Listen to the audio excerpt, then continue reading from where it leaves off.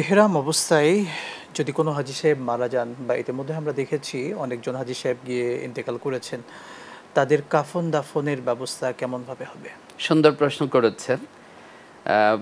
এহরাম অবস্থায় মারা গেলেও ওই ব্যক্তির কাফন দাফন ওই স্বাভাবিক যে মৃত ব্যক্তি ওই ব্যক্তির মতোই হবে।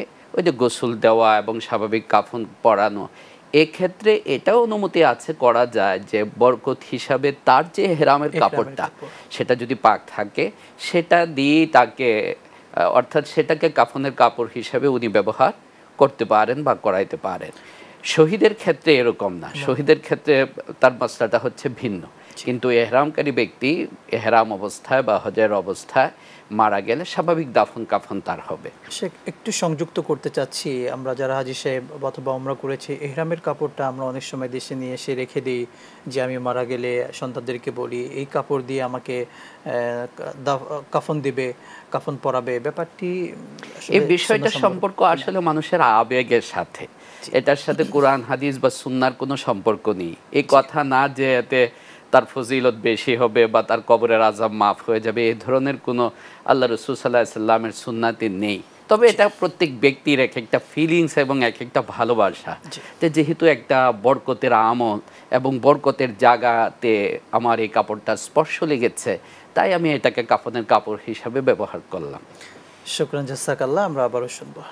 শেখ, আমরা হজ সংক্রান্ত আরেকটি প্রশ্ন নিচ্ছি। এহরাম অবস্থায় আমরা জানি সেলাইযুক্ত কাপড় পরা যায় না, কিন্তু এহরাম অবস্থায় সেলাইযুক্ত যে ব্যাগ বা বিভিন্ন বেল্ট রয়েছে সেগুলো পরলে কোনো ক্ষতি হবে কিনা?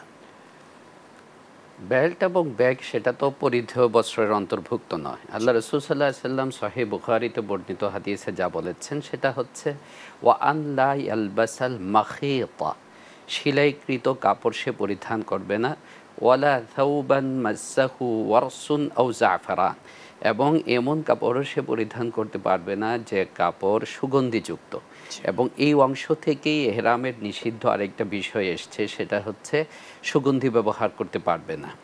এক্ষেত্রে একটা বিষয় আমি হাজী সাহেবদের দৃষ্টি আকর্ষণ করে বলবো যে এহরাম অবস্থায় এরোপ্লেনে বিমানে ওঠার পরে তারা একটা টিস্যু দেয় আপনার এমনি চেহারা ইত্যাদি মোছার জন্য। ওই টিস্যুটা কিন্তু রুমালটা সুগন্ধিযুক্ত থাকে, তাই এক্ষেত্রে সতর্ক থাকা, এহরাম অবস্থায় সেটা ব্যবহার না করা। অনুরূপভাবে ওই তওয়াফ যখন করে কাবা শরীফের গিলাফ ধরে, কাবা শরীফের গিলাফের মধ্যেও অনেক সময় বিভিন্ন মানুষে ওই আতর ঢেলে রাখে, তো সেটাও তাকে অ্যাভয়েড করা উচিত। শুকরান, জাযাকাল্লাহ। শেখ, যদি এমনটা হয়েই যায় যে সুগন্ধি নিজের অজান্তে কোথাও স্পর্শ করেছে, লেগে যায়, সেক্ষেত্রে তার করণীয় শুধু নিষিদ্ধ যে বিষয়গুলো আছে এগুলো যদি তার দ্বারা হয়ে যায় তাহলে সেই ক্ষেত্রে তার উপরে দম অজীব হয়ে যায়।